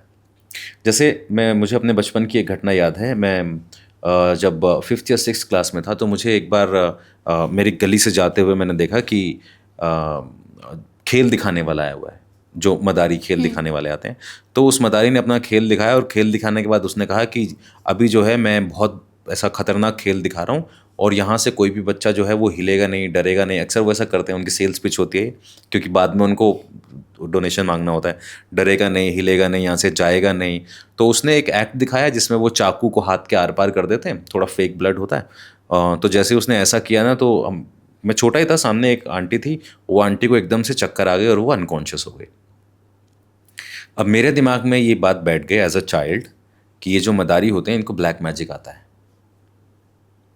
और ये आंटी जा रही थी और इसने ब्लैक मैजिक कर दिया, और ये इसकी वजह से गिर गई। तो तब के बाद से मेरे अंदर एक डर बैठ गया कि ब्लैक मैजिक होता है, ब्लैक मैजिक इस तरीके से काम करता है, या इन लोगों के पास जो है वो चमत्कारी शक्ति होती है। तो जब भी गली में कोई भी आता था, तो मुझे ऐसा लगता था कि ये मुझे बेहोश कर देगा, ये या मुझे हिप्नोटाइज कर देगा, या मेरे ऊपर ब्लैक मैजिक कर देगा। फिर चाहे वो बंदर का खेल दिखाने वाला हो, चाहे वो मदारी मैजिक का खेल दिखाने वाला हो, या वैसे ही रस्सी पे चलने वाला हो, मुझे हमेशा ये लगने लग गया था कि ये इस तरीके से कोई भी लोग जो होते हैं, ये आपको जो है ब्लैक मैजिक करके आपको लूट सकते हैं, या आपके साथ में कुछ भी गड़बड़ कर सकते हैं, ब्लैक मैजिक कर सकते हैं आपके ऊपर। अब जैसे जैसे मेरी एज बड़ी हुई, तो मैं मैजिक की तरफ आया, तो मुझे चीज़ें समझ में आई। आप सोचिए उन लोगों के बारे में जिनके साथ ऐसे बहुत सारे हज़ारों फियर एंड फोबियाज़ उनकी लाइफ में प्लांट हो चुके हैं, उनको पता ही नहीं उससे बाहर कैसे निकलना है। इनफैक्ट एक फियर तो आज भी बहुत लोगों को है, वो डरावना से एक एक्ट करते हैं, वो हंटर मारते हैं खुद को। आपने कभी देखा होगा, तो एक बच्चा होता है, वो एक बड़ी ही स्कैरी सा साउंड बजता रहता है, और वो अपने आप को ऐसा चाबुक से मारते हैं। मांगने आते हैं, अक्सर डोनेशन मांगने आते हैं गलियों में। अगर आई डोंट नो आपने कभी देखा है कि नहीं देखा है, मुझे पता नहीं उनको क्या कहते हैं। वो साउंड इतना स्कैरी है, इतना स्कैरी है, मेरी बहन को आज भी उससे डर लगता है। राइट। तो हमने जब 1-2 बार उसके साथ हिप्नोथेरेपी सेशन किया, लेकिन वो पर्टिकुलर चीज़ आज वो उसको फेस कर सकती है, लेकिन वो इतना गहरा ट्रॉमा है उसके दिमाग में चाइल्डहुड का कि उसको रिलीज़ करने के लिए उसको मल्टीपल सेशंस चाहिए। पर हम लोग अपने ऊपर काम ही नहीं करना चाहते हैं। तो फिर अभी लास्ट टाइम जब वो मेरे साथ आए पिछली राखी पे, तो मैंने उसको फोर्सफुली बोला कि this is a gift from my side, तू बैठ, तो इस सेशन को कर, ये करना चाहिए।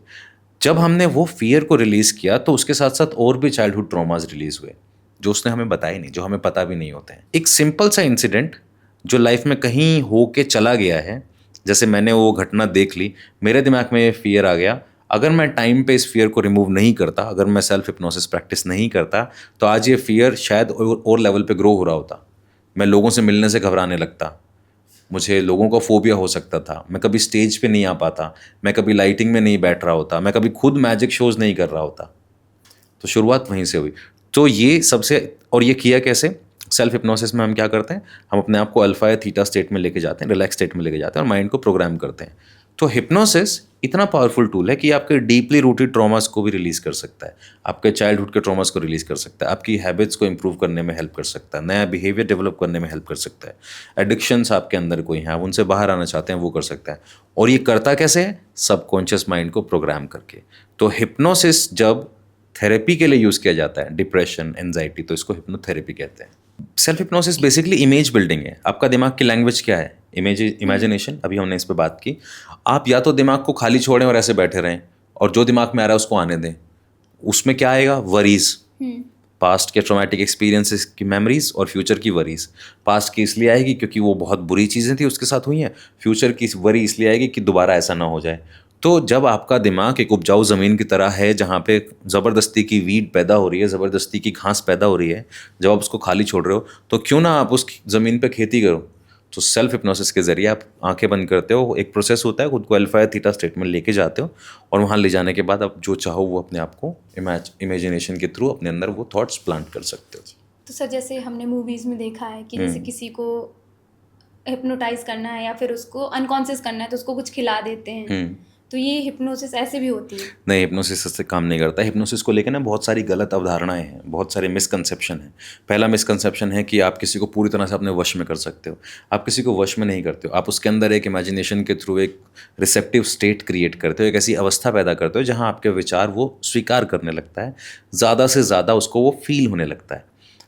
तो ये हिप्नोसिस एक पॉजिटिव टूल की तरह यूज़ किया जाता है। दूसरा, किसी को खिला के वश में करना, इसका कोई लेना देना नहीं है हिप्नोसिस से। इनफैक्ट ऐसी जितनी भी खबरें आती हैं वो एग्जैक्ट हिप्नोसिस है भी नहीं।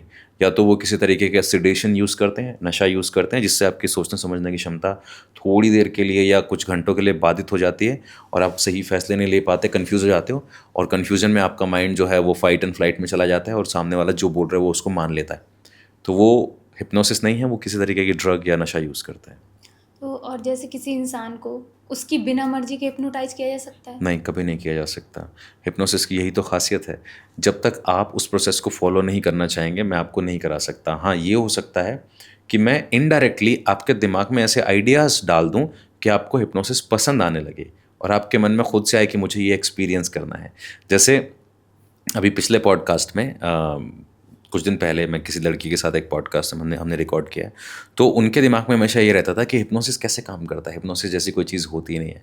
तो जब मैंने उनके साथ कुछ डेमोन्स्ट्रेशंस किए, जब मैंने उनको उनके पास्ट में लेके गया, उनको उनके फ्रेंड से मिलवाया, उनको उनकी ड्रीम डेस्टिनेशन पे लेके गया, तब उनको इस बात पे यकीन आया कि यार ये तो बहुत ही वंडरफुल स्टेट है। और उस अवस्था के दौरान जो उनके दिमाग में भ्रम था कि ये माइंड कंट्रोल होता है क्या, मैं अनकॉन्शियस हो जाऊंगी क्या, ऐसे कैसे हो सकता है, मैं तो सोचूंगी ही नहीं इसके बारे में, मैं तो ऐसा करूंगी ही नहीं। इनफैक्ट आंखें खुलने के बाद उन्होंने कहा कि इस वक्त मैं इतना फोकस्ड फील कर रही हूँ कि मेरी मेमोरी में मैं जो बातें डाल रही हूँ वो मुझे फील हो रही हैं, इस कॉन्वर्सेशन में पूरी तरह से फोकस्ड फील कर रही हूँ। तो हिप्नोसिस एक ऐसी अवस्था है जिसके ज़रिए आप ये थॉट्स क्रिएट कर सकते हो, ये आइडियाज़ क्रिएट कर सकते हो। तो हाँ, मैं आपको मोटिवेट तो कर सकता हूँ, लेकिन मैं आपको फोर्स नहीं कर सकता या आपकी मर्जी के बिना ऐसा नहीं हो सकता। तो जो माइंड की स्टेज होती है उसमें इंसान अनकॉन्शियस होता है? नहीं, बिल्कुल भी नहीं। इंसान बिल्कुल कॉन्शियस होता है, फोकस्ड होता है। इनफैक्ट आपने कभी मूवी देखते हुए नोटिस किया होगा कि कोई सीन ऐसा आता है जिसमें आप इतने खो जाते हो कि आसपास क्या चल रहा है आप भूल जाते हो। उस टाइम आप अनकॉन्शियस नहीं हो, आप इनग्रोस्ड हो, हाईली फोकस्ड हो। इनफैक्ट आपका फोकस खोया नहीं है, एक पॉइंट पे चला गया है और उस पॉइंट पे आप उस पॉइंट को गहराई से सोच पा रहे हो। तो किसी के जैसे कोई सीक्रेट्स निकलवाने हो तो इस टेक्निक को यूज कर सकते हैं? नहीं, बिल्कुल भी नहीं। हिप्नोसिस में किसी के सीक्रेट्स कभी बाहर नहीं आते। इनफैक्ट हिप्नोसिस में आप डीपर लेवल की हीलिंग कर सकते हो, डीपर लेवल की ट्रांसफॉर्मेशन ला सकते हो। ऐसी टेक्निक्स भी हैं जिसमें आपको मुझे कुछ बताने की भी ज़रूरत नहीं है कि मैं क्या हील करना चाहती हूँ। मैं आपको तो भी वो चीज़ें फ़ील कराने के लिए या हील करने के लिए हेल्प कर सकता हूँ। इसको हम बोलते हैं कंटेंट फ्री थेरेपी, जिसमें आपको मुझे कुछ बताना नहीं होता है। क्योंकि बहुत बार ऐसे केसेस आते हैं जिसमें सब्जेक्ट बोलता है कि मेरे साथ पास्ट में कुछ ऐसे एक्सपीरियंसेस हुए हैं, खासतौर पे लड़कियां, मैं थोड़ा अनकंफर्टेबल हूँ, अभी मैं शेयर नहीं करना चाहती सबके सामने। मान लो जैसे अभी इस वक्त हम बात कर रहे हैं, यहाँ पे और भी 4 लोग बैठे हैं, तो बहुत सारी ऐसी चीज़ें हो सकती हैं जिस पे आप काम करना चाहते हो लेकिन आप मुझे इस वक्त पब्लिकली ना बताना चाहें, तो हम लोग कंटेंट फ्री थेरेपी भी कर सकते हैं। तो सीक्रेट्स नहीं निकलते हैं, कोई ऐसा कुछ नहीं होता है। और जैसे सर जो आजकल की जनरेशन है वो ऑल द टाइम फ़ोन चलाती रहती है, स्क्रीन देखते रहते हैं, खाना खाते वक्त भी ऑलमोस्ट ऑल द टाइम, तो एक टाइप का ये भी हिप्नोसिस है? हाँ, ये एक तरीके की प्रोग्रामिंग है। देखिए, हिप्नोसिस का मतलब क्या है? हिप्नोसिस का मतलब है जब आप कोई एक इमोशन को लगातार ग्रो करते हुए महसूस करते हैं। अब ये जो फ़ोन के साथ स्क्रीन एडिक्शन हो रहा है, एडिक्शन किसी भी तरीके का हो, वो एक तरीके की रिपिटेटिव पैटर्न्स होते हैं और पैटर्न रिपीट होने की वजह से आपके अंदर एक हिप्नोटिक स्टेट जैसी स्टेट क्रिएट हो जाती है, जहाँ पे आप फिगर आउट नहीं कर पाते हो कि इससे बाहर कैसे निकलना है या बाहर निकलना है या नहीं निकलना है। तो इसको हिप्नोसिस से ठीक किया जा सकता है। अब ये हो क्या रहा है? स्क्रीन जो है वो आपके दिमाग को एक साथ बहुत सारा डेटा भेज रही है और बहुत सारे डेटा भेजने की वजह से हर 10 सेकंड में कुछ नया आपके दिमाग में इन्फॉर्मेशन आ रही है और आपका दिमाग ट्रेन है इन्फॉर्मेशन को इकट्ठा करने के लिए। दिमाग को लगता है ये जो इन्फॉर्मेशन मिल रही है मुझे चाहिए, क्योंकि आप दे रहे हो, you are the provider, right? आपकी आंखें दे रही हैं, आपके कान दे रहे हैं, आपका हाथ उसको दे रहा है, वो आप जो भी देख रहे हो उसको फील कर रहे हो, तो आपके दिमाग को इन्फॉर्मेशन मिल रही है और दिमाग चाहता है क्योंकि ये मेरे होस्ट से मुझे मिल रही है तो ये इंपॉर्टेंट इन्फॉर्मेशन है, तो वो उसको रखना चाहता है। लेकिन जैसे ही दिमाग फिगर आउट करता है 10 से 15 सेकंड में कि ये तो बेकार है या मेरे काम की नहीं है, तो आप इतनी देर में स्क्रॉल कर देते हो। तो हर 10 सेकंड के बाद एक अलग ट्रिगर आ रहा है, एक अलग इमोशन आ रहा है, अलग कलर आ रहा है, अलग आवाज़ आ रही है, अलग थीम आ रही है, तो दिमाग हर 10-10, 15-15 सेकंड पे रीसेट मार के नई इन्फॉर्मेशन इकट्ठा कर रहा है और उसकी फिर लत पड़ जाती है। अब जब आप जैसे आप फ़ोन रख के आराम से बैठते हो और 30 मिनट के बाद आपका दिमाग कहता है भाई हेलो, क्या हो गया, 30 मिनट हो गए, कुछ आया नहीं दिमाग में यार, मतलब कोई शोर शराबा, कोई इन्फॉर्मेशन आ नहीं रही है। क्योंकि बोर होने से हम लोग घबराते हैं, जबकि बोर होना is the most most most essential thing. क्योंकि दुनिया का कोई भी जानवर कभी बोर नहीं होता है, वो बस अपने स्वभाव में बैठे होते हैं। आपने कभी किसी जानवर को देखा, जरा यार बोर हो रहे हैं, उठ यार चल घूम के आते हैं? नहीं, खाया पिया सो गए। हम इंसान हैं, हमें तो इतनी आज़ादी है, हमारे पास तो इतना दिमाग दिया ईश्वर ने कि हम बोर होने के बाद भी वहाँ पे बैठ के भी चीज़ें क्रिएट कर सकते हैं। लेकिन लड़ाई ये है कि हम बोर होना नहीं चाहते हैं। तो इसका सबसे आसान तरीका है, अपने आप को प्रोग्राम कीजिए, अपनी लाइफ को फ़ोन के बिना इमेजिन कीजिए, अपने दिमाग में ऐसी इमेजेस बनाइए। अब यहाँ पे भी 2 तरीके हैं, आपको फोर्स नहीं करना है खुद को। चैलेंज ये है कि लोग फोर्स करते हैं खुद को, मैं फ़ोन नहीं देखूंगा, मैं चाय नहीं पीऊँगा, मैं ये नहीं करूँगा, मैं वो नहीं करूँगा, मैं ऐसा नहीं करूँगा। नहीं करूँगा कि कोई इमेज नहीं है आपके दिमाग में। आपका दिमाग कुछ भी छोड़ना नहीं चाहता। दिमाग कहेगा भाई साहब पहले आपने ही तो कहा था ये इन्फॉर्मेशन ज़रूरी है, ये सारी याद कर लो। अब मैंने याद कर ली, अब मैंने इसके लिए पैटर्न बना लिया है, अब आप कह रहे हो ये छोड़ दो, ये बेकार है। ऐसे पुश पुल मत खेलो मेरे साथ, मुझे ऐसे इमोशंस में ऊपर नीचे मत करो। तो दिमाग कोई भी चीज़ छोड़ना नहीं चाहता है, तो दिमाग को इसके बदले कुछ ऐसा दो, दिमाग को लगे हाँ ये मज़ेदार है, उसकी तरफ ध्यान ही नहीं जाएगा। क्या सर जैसे आजकल जो लोगों के ब्रेकअप्स होते हैं या रिलेशनशिप, तो इसको भी हील किया जा सकता है हिप्नोसिस? बिल्कुल किया जा सकता है। अटैचमेंट इश्यूज़ को आप समझिए, अटैचमेंट इशू भी तो एक तरीके का हिप्नोटिक स्टेट है। जब आप किसी इंसान के साथ रिलेशनशिप में होते हो, आपको उस इंसान के साथ रहने की आदत हो जाती है। आपका दिमाग उससे जो भी गेन्स कर रहा है, चाहे वो स्ट्रेस हो, चाहे वो ट्रॉमा हो, चाहे वो हैप्पीनेस हो, चाहे वो सेक्शुअल सेटिस्फैक्शन हो, कुछ भी हो, आपका दिमाग को गेन मिल रहा है उससे किसी न किसी तरीके का। तो आपका दिमाग कई बार गलत रिलेशनशिप में होते हुए भी ट्रॉमा बॉन्डिंग क्रिएट कर लेता है, लेकिन बॉन्डिंग होती है। तो बॉन्डिंग क्या है? एक रिपीटेटिव पैटर्न है। जब हम किसी इंसान, किसी सिचुएशन, किसी परिस्थिति में बार बार जाने लगते हैं तो हमारा दिमाग उसके साथ एक अटैचमेंट क्रिएट कर लेता है और हिप्नोसिस के थ्रू हम इस अटैचमेंट को तोड़ सकते हैं। जब वो इंसान चला गया है, ब्रेकअप हो गया है, लाइफ में नहीं है, अब मेरे पास लोग बोलते हैं भाई सर प्लीज़ मेरे पार्टनर को वापस ला दो, उसको हिप्नोटाइज़ कर दो, मेरे पति बहुत ज़्यादा अफेयर करते हैं, मेरी पत्नी तलाक मांग रही है, मेरी गर्लफ्रेंड ने मुझे छोड़ दिया है, मेरा बॉयफ्रेंड किसी और से बात कर रहा है, उसने मुझे छोड़ दिया, हमारा ब्रेकअप हो गया, प्लीज़ मेरा पार्टनर वापस दिला दो। मैं कहता हूँ दोस्त ये ऐसे नहीं होता है, और प्लीज़ ऐसी जगहों पर फंसना भी मत। कहीं ऐसा, ये बहुत लोग ऐसा क्लेम करते हैं ना कि वो क्या वशीकरण, हाँ वशीकरण, पार्टनर को वापस ले आएंगे, मनचाहा प्यार। मुझे याद है मेरे बचपन का एक किस्सा, मैंने अखबार में खबर पढ़ी, उस ज़माने में अखबार आता था, मैंने अखबार में खबर पढ़ी, बाबा खान बंगाली, वशीकरण स्पेशलिस्ट, मन चाहा प्यार। तो मैंने फ़ोन किया, मैंने बोला कि मुझे किसी से शादी करनी है। तो उसने बोला कि हाँ मैं अभी बताता हूँ। तो फिर उसने अपना पूरा प्रपंच स्टार्ट कर दिया। मैं आपका घर देख रहा हूँ, अभी आपकी वो एनर्जी देख रहा हूँ, कुंडली देख रहा हूँ, जो भी प्रपंच उसने किया, मंत्र वंत्र ये वो। फिर उसके बाद उसने बोला कि भाई आपका जो है हवन करना पड़ेगा, इतने 1000 रुपये का खर्चा आएगा, आपके पार्टनर से आपकी शादी हो जाएगी। तो मैंने कहा फिर जो जिससे मैं चाहूँगा वो पार्टनर से शादी हो जाएगी? तो उसने बोला हाँ उसकी तस्वीर लेके आना। ठीक है, मैं पहुँच गया उनके पास। तो मैंने कहा आपने मुझे बुलाया था। तो जो ज़्यादा मतलब सब मैं 19-20 साल का रहा हूँ उस वक्त। तो उसको लगा कि हाँ बच्चा है, इसको अभी ब्रेकअप वेकअप हुआ होगा इसका और ऐसा कुछ होगा। तो उसने मुझसे कुछ 20-25 हज़ार रुपये मांगे। मैंने उसको ऐश्वर्या राय की फ़ोटो दे दी। मैंने कहा इससे शादी करा दो मेरी। मैं 20-25 लाख दे दूंगा आपको, इससे करा दो मेरी। मतलब अभी तुम कह रहे थे ना तुम कुछ भी कर सकते हो। Yes. कभी कभी मेरा मन करता है ये जितने भी लोग, ये जो आजकल ट्रेंड चल गया है ना, वशीकरण, black magic, blue magic, red magic, ये मैजिक, वो मैजिक, ऐसा मैजिक, तो इनको लाइफ के कुछ डिफ़िकल्ट टास्क दिए जाएं। हमारी सेना को बचाओ फिर। अगर आपके पास दिव्य दृष्टि है, आँख पे पट्टी बांध के आप कमरे की दूसरी तरफ देख सकते हो, तो फिर वहाँ पे रॉ के जो हमारे स्पाई हैं वो क्यों अपनी जान दाव पे लगा रहे हैं? करो अपनी आंखें बंद और बताओ पाकिस्तान का मिसाइल सेंटर कहाँ पे है। आपके पास अगर वो क्या बोलते हैं, कुछ तो भी करण पिशाचनी है तो कान में आके बोलती है ना, पास्ट प्रेजेंट फ्यूचर तुम किसी से दिखवा सकते हो, तो फिर क्या परेशानी क्या है? बागेश्वर धाम वाले बाबा, तो वो भी तो ऐसे पर्चियाँ बनाते हैं, वो भी तो देख ही रहे हैं, तो वो भी तो प्रेडिक्ट कर सकते हैं। लेकिन हाँ कर सकते हैं, करना चाहिए। मैं तो कह रहा हूँ इससे भला, इससे बढ़िया और क्या यूज़ हो सकता है? मैं अगर किसी को उसकी मर्जी के बिना हिप्नोटाइज कर सकता तो मैं सारे क्रिमिनल्स को हिप्नोटाइज करके उन्हें एक अच्छा इंसान बनाता। मैं आर्मी को सिखाता, आर्मी को सिखाया जा रहा होता कि हिप्नोटाइज कैसे करना है, हमारे जवान शहीद नहीं हो रहे होते। फिर वहाँ पे जो जुडिशरी की पढ़ाई करके जज जो है वो इस बात पे अफसोस नहीं मना रहा होता कि यार गलत आदमी को सज़ा दी गई, या सही आदमी, इन दोनों में से कौन है जिसको सज़ा देनी है। लेकिन ऐसा हो नहीं सकता है ना। इसीलिए ये बातें सिर्फ किताबों तक, कहने सुनने तक, पॉडकास्ट तक, वीडियोस तक अच्छी हैं, क्योंकि ये आस्था का विषय बन जाता है। इसीलिए फिर इस पर सवाल उठाने में लोग घबराते हैं जी।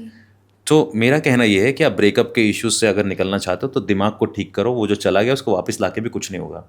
आप अपने जिसको जाना था वो चला गया, आपके अंदर से वो कुछ लेके गया है, तो आपके अंदर जो खालीपन बचा है वो उसको भरने के लिए अपने माइंड में ऐसी इमेजेस भरो कि आप लाइफ को कैसे चलाओगे, आपके लिए बेटर क्या है, आप उसके बिना लाइफ को कैसे चलाओगे, लाइफ में और इम्प्रूवमेंट कैसे लाओगे।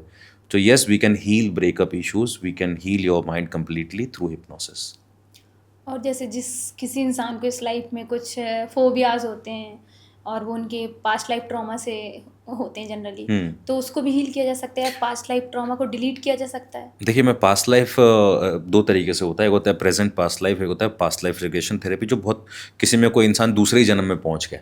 मैं आपको बता देता हूँ कि मेरे पास एक कॉम्प्लेक्स केस आया था इस तरीके का, जो प्रेजेंट पास्ट से रिलेटेड था। पास्ट नहीं, किसी और लाइफ से नहीं, इसी एज में। हाँ, एज रिग्रेशन बोलते हैं उसको। एक होता है रिक्रिएशनल पास्ट लाइफ। रिक्रिएशनल में होता है इंसान अपने किसी और जन्म में हो रहा है, किसी और जगह पे पहुंच रहा है, वो है रिक्रिएशनल। तो एज रिग्रेशन का मतलब है पास्ट की मेमोरीज विद इमोशंस। जो एज रिग्रेशन हमने किया, तो एक बड़ी ही वंडरफुल एक इंसिडेंट है कि एक आदमी है जो एक वाइफ अपने हस्बैंड को लेके आई, और जब वो उसको लेके आए तो उसने बोला कि मेरे पति जो हैं, इनको डॉक्टर ने हार्ट सर्जरी बोली है और ये करा नहीं रहे हैं, ये डर रहे हैं, घबरा रहे हैं। तो जब मैंने उनसे बात करना शुरू किया तो मुझे पता चला कि वो इंसान के पास सब कुछ है, पैसा है, गाड़ी है, अच्छा खासा बैंक बैलेंस है, कमिंग फ्रॉम, मतलब he come from a good family, अच्छा बिजनेस है उसने इकट्ठा कर लिया, सब कुछ है उसके पास।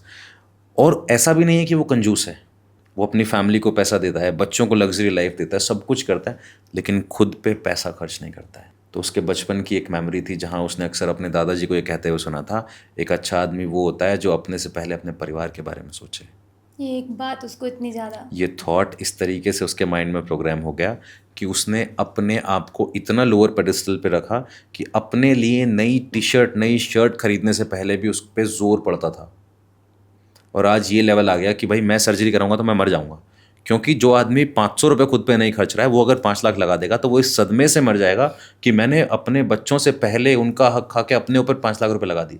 ये पास्ट की एक मेमोरी उसकी लाइफ को इस लेवल पे अफेक्ट कर रही थी। तो फिर आपने उसको ठीक कैसे किया? हमने एज रिग्रेस किया। एज रिग्रेस करने के बाद इमोशन को नलीफाई किया। जिस तरीके से रिलीज़ कराते हैं इमोशन, वो अलग अलग तरीके होते हैं उसके। तो हमें पता ही नहीं है हम किन किन प्रोग्राम्स के बनाए हुए हैं, हमारे कैसे प्रोग्राम्स हैं, हमें कब कौन सी प्रोग्रामिंग हो गई है। तो इसके लिए सबसे आसान तरीका है सेल्फ हिप्नोसिस। आप अपने पुराने पैटर्न्स को तोड़ सकते हो।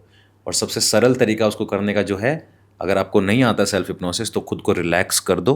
रिलैक्स करने के बाद अपने माइंड में वो इमेजेस क्रिएट करो जो आप अचीव करना चाहते हो।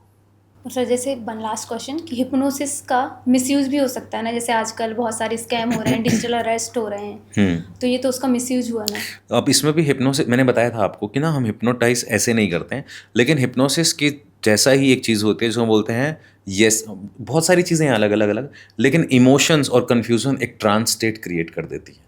जैसे आपने कभी देखा होगा कि आप दिल्ली में अगर ट्रैवल करते हैं तो आप जब राजीव चौक मेट्रो स्टेशन जाते हैं तो वहाँ इतना रश होता है कि भीड़ आपको जिस तरफ धक्का देती है आप चल पड़ते हैं। लेकिन अंदर घुसने के बाद आपका पहला इंस्टिंक्ट होता है कि कोई सेफ कॉर्नर ढूंढा जाए जहाँ खड़ा हो सके। सबसे पहला इंस्टिंक्ट, क्योंकि वो भीड़ ने आपको इतना कंफ्यूज कर दिया। कंफ्यूज होते ही आप ढूंढते हैं सेफ इंस्टिंक्ट, आपका सेफ रास्ता। और सेफ रास्ते में जैसे ही कोई आके आपको सडनली हाथ पकड़ के कहता है यहाँ खड़े हो जाओ, तो सडनली आप वहाँ चल पड़ते हो बिना ये सोचे किसने मुझे इस तरफ गाइड किया है। बहुत बार ऐसा होता है, राइट। ऐसे ही जैसे आपने कई बार देखा होगा गली में मांगने वाले आ जाते हैं, वो अगर आपके बारे में 4 बातें सही बताते हैं ऐसे गेस करके कि तुम ऐसे हो वैसे हो, घर में बहुत ऐसा माहौल रहता है, ये रहता है वो रहता है, और फिर वो तुम्हें एक फियर क्रिएट करें तुम्हारे दिमाग में, तो तुम्हें यकीन आ जाएगा कि हाँ यार ये इसने जो बातें बताई वो तो है ही, अब ये जो बुरा बता रहा है ये भी तो हो सकता है मेरे साथ। डर के ऊपर बहुत सारी इंडस्ट्री चल रही है। तो सर जैसे आपने बताया कि वो इल्यूजन क्रिएट कर देते हाँ। हैं, तो ये सिर्फ स्ट्रॉन्ग माइंड या वीक माइंड किस इंसान के साथ होना ज़्यादा पॉसिबल है? देखिए, अब हर किसी को स्कैम तो नहीं किया जा सकता। क्या डिजिटल अरेस्ट 100 लोगों पे उन्होंने अटेम्प्ट किया तो 100 के साथ हो गया? नहीं हुआ। उन 20, 30, 50 लोगों के साथ हुआ जिनके इमोशंस को वो ब्रेक कर पाए। अब वो क्या करते हैं, इसको हम बोलते हैं कंपाउंडिंग ऑफ सजेशंस। हिप्नोसिस में एक चीज़ होती है कंपाउंडिंग ऑफ सजेशंस। तो वो पिरामिड करते हैं इमोशंस को, लेवल 1, लेवल 2, लेवल 3, लेवल 4। जैसे हम सेल्स में फनल बनाते हैं, राइट। पहले आप मास पे टारगेट करोगे, फिर फिल्टर करोगे, फिर आप फाइनल एक अपना बैच बनाते हो, राइट। तो ये इमोशंस को ही पिरामिड करना हो गया ना, थ्रेट्स को एलिमिनेट करना हो गया, ट्रबल शूट करना हो गया। तो ये ऐसा करते हैं। अब इसमें होता क्या है, जैसे मान लीजिए मैं आपसे बात कर रहा हूँ, तो सबसे पहले तो आपको शुरू के 5 मिनट इसी कन्फ्यूजन में निकल जाएंगे कि मैंने कौन सा कुरियर मंगाया है, नहीं मंगाया है, मेरा कौन सा पार्सल है। फिर मैं आपको बोलूँगा, अब पहला सवाल आपको ये आएगा कि मैंने तो ऐसा कुछ पार्सल भेजा नहीं है। तो मैं बोलूँगा कि आपका जो पैन कार्ड है, आपका जो आधार कार्ड है वो लीक हुआ है, आपने किसी होटल में दिया होगा, किसी टिकट बुकिंग काउंटर पे दिया होगा, आपने किसी बैंक में दिया होगा, वहाँ से आपका आधार कार्ड चला गया है। तो सबसे पहले आप अपने आधार कार्ड को ब्लॉक कराइए। अब आप कन्फ्यूजिव स्टेट में थे, कन्फ्यूजन में, जैसे वो मेट्रो वाली सिचुएशन याद कीजिए, कन्फ्यूजिव स्टेट में थे, समझ में नहीं आ रहा था क्या करना है। सडनली एक ने आपको रास्ता दिखा दिया। सडनली मैंने ये आपको बोला कि आप अपने आधार कार्ड को पहले ब्लॉक कराइए। तो अब आधार कार्ड को ब्लॉक कराइए, क्योंकि आपके नाम पे जो पार्सल है उसमें इलीगल चीज़ें मिली है। तो मैं आपको साइबर सेल के साथ ट्रांसफ़र कर रहा हूँ, कनेक्ट कर रहा हूँ, वहाँ जाके कंप्लेंट कीजिए। अब इसमें पुलिस इन्वॉल्व हो गई। अब थ्रेट भी है लेकिन सोल्यूशन भी दिखाई दे रहा है जो पुलिस वाले के साथ हो सकता है, क्योंकि पुलिस पे हम यकीन करते हैं ना। तो आप देख रहे हो पुश पुल चल रहा है। आपको एक तरफ थ्रेट फील हो रहा है, एक तरफ सेफ्टी, एक तरफ थ्रेट, एक तरफ सेफ्टी। तो मैं सजेशंस को कंपाउंड करते करते करते आपके अंदर फियर अराइज कर रहा हूँ। ये सब बातों का खेल है। ये सब बातों का खेल है। So that's not hypnosis. Hypnosis जैसा नहीं है, वो है एक लेवल पे हिप्नोसिस। इसको हिप्नोसिस नहीं कहेंगे, इसको परसुएशन कहेंगे हम। This is called conversational hypnosis. तो वेल अवेयर हो इंसान तो नहीं हो सकता? बिल्कुल नहीं हो सकता। आपने हमें अपना इतना कीमती समय दिया और बहुत सारी चीज़ें ऐसी दिखाई कि जो मैं सोच भी नहीं सकती थी, मेरे पास शब्द भी नहीं है आगे बोलने के लिए। आपका बहुत बहुत धन्यवाद यहाँ आने के लिए। Thank you so much invite करने के लिए। And keep doing the good work, keep sharing your knowledge with people.